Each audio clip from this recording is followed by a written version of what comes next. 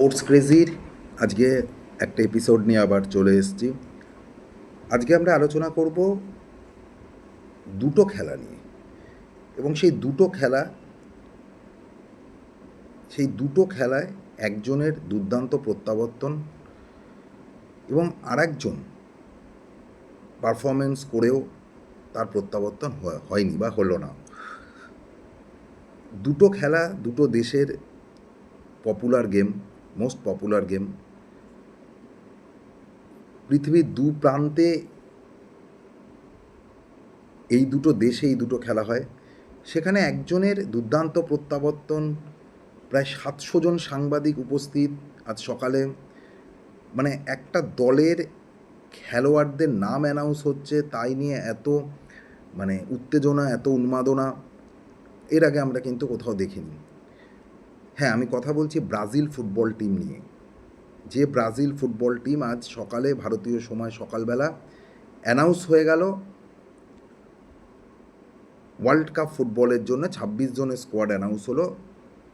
এবং সেখানে যে নামটি নিয়ে সবচেয়ে বেশি আলোচনা হলো এবং যে নামটি ঘোষণা হওয়ার প্রায় কোচ আচানালত্তিকে প্রায় 2 থেকে 3 মিনিট চুপচাপ বসে থাকতে হলো, শুধু হাততালি, শুধু করতালির জন্য, তার নাম নেইমার। তো সেই পার্টটায় আমি আসি। এরপর আসবো আমাদের দেশের যেটা মোস্ট পপুলার গেম, ক্রিকেট। আফগানিস্তানের বিরুদ্ধে টেস্ট ও ওয়ানডের জন্য ভারতীয় দল ঘোষণা হয়েছে, সেখানে কার প্রত্যাবর্তন হলো না সেই পার্টটাতেও আমি আসবো। প্রথমে ফুটবলে আসি। আজ সকালে ব্রাজিলীয় ফুটবল টিম তারা বিশ্বকাপের জন্য 26 জনের একটা স্কোয়াড ঘোষণা করলো কোচ আসানালেত্তি। এবং একটা দেশের ফুটবল স্কোয়াড ঘোষণা হচ্ছে, তাই নিয়ে এত আলোড়ন, এত উন্মাদনা এর আগে কিন্তু আমরা কোথাও দেখিনি। এবং সে আলোড়ন, সেই উন্মাদনা যাকে কেন্দ্র করেছিল তার নাম নেইমার।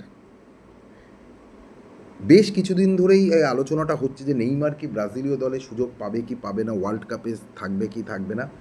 কিন্তু সমস্ত কিছুর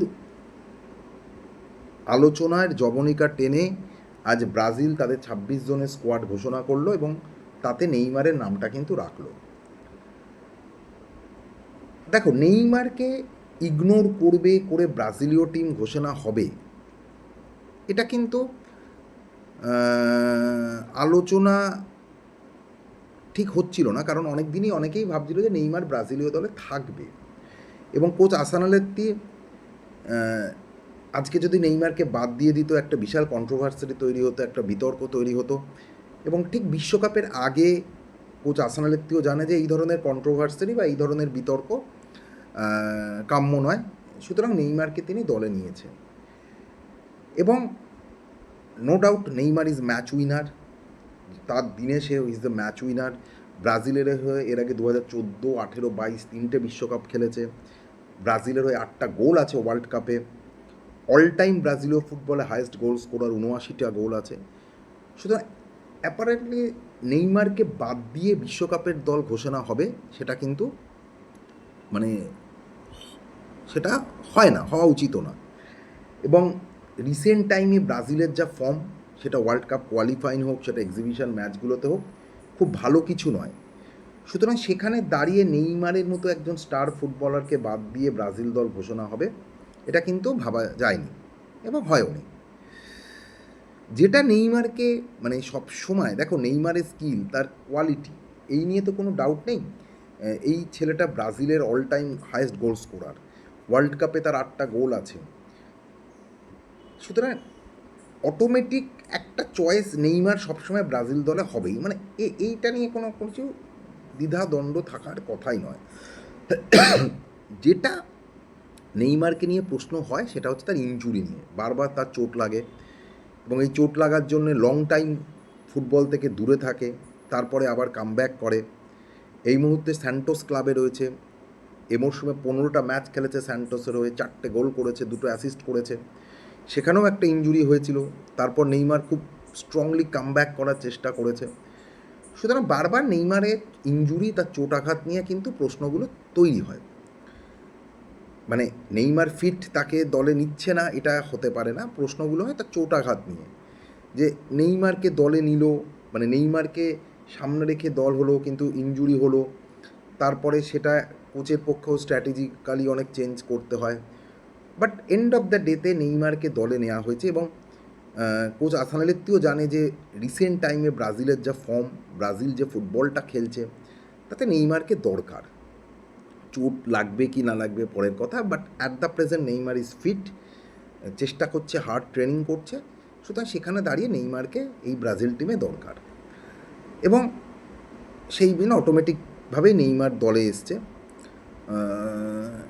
এবং এই নিয়ে আর কোনো দ্বিধার বা দ্বন্দ্ব নেই। এবং নেইমার ছাড়া ওভারঅল সেম টিমই হয়েছে যারা ব্রাজিলের হয়ে খেলেছে, শুধু পেদ্রো বলে ছেলেটা যিনি এই মরশুমে খুব ভালো ফুটবল খেলছিল আর্সেনালের হয়ে, তাকে নেওয়া হয়নি। But overall same team Brazil করেছে, যারা রিসেন্ট টাইমে ক্লাব ফুটবলে ভালো খেলেছে বা ব্রাজিলের হয়ে ভালো খেলেছে তাদেরও নেওয়া হয়েছে। সুতরাং নেইমারের প্রত্যাবর্তন, এবার দেখা যাক নেইমার বিশ্বকাপে কী করে। এটা গেল ব্রাজিলের ফুটবলের পার্ট। এবার আসা যাক ইন্ডিয়ান ক্রিকেটের পার্ট। সেটা হচ্ছে আফগানিস্তানের বিরুদ্ধে ভারত একটা টেস্ট ম্যাচ খেলবে জুন মাসে, এবং 3টে ওয়ানডে রয়েছে। তার জন্য আজকে ভারতীয় টেস্ট দল ও ওয়ানডে দল ঘোষণা করা হয়েছে।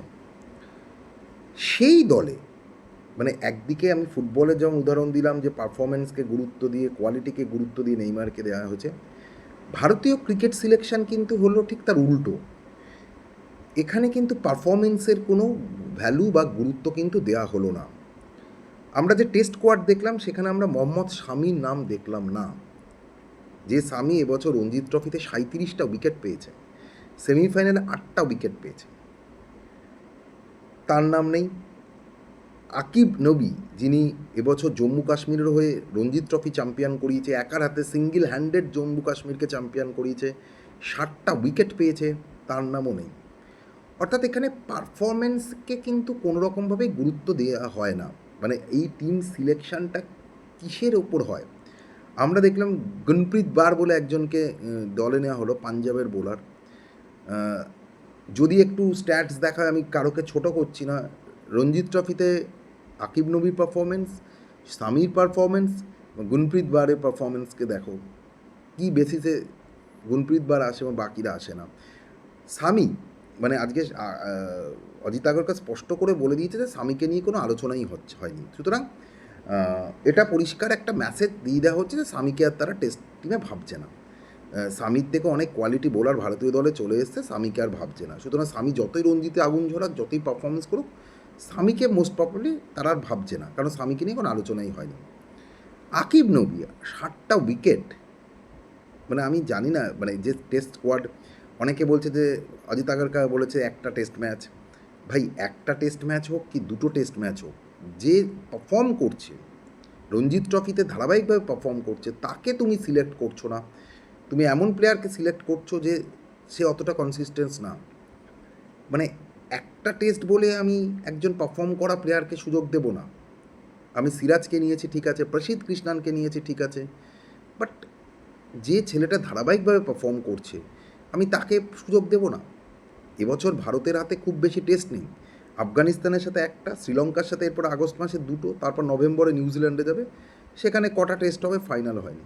সুতরাং এই যে আমি ধরে দিই ম্যাক্স টু ম্যাক্স 5টা কি 6টা টেস্ট, সেই 5টা কি 6টা টেস্টে যে ছেলেটা দুর্দান্ত ফর্মে রয়েছে আমি তাকে সুযোগ দিলাম না।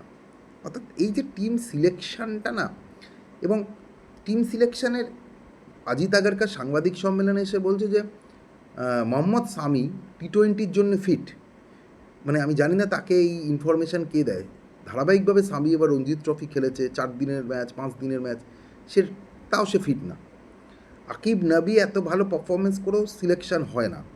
সুতরাং আমার এটাই প্রশ্ন যে জাতীয় দল সিলেকশানের পেছনে কি অন্য কোনো কাজ করে? মানে পারফরমেন্স কি এখানে গুরুত্ব পায় না? তাহলে রঞ্জিত ট্রফিতে পারফর্ম করার লাভ মানে কি?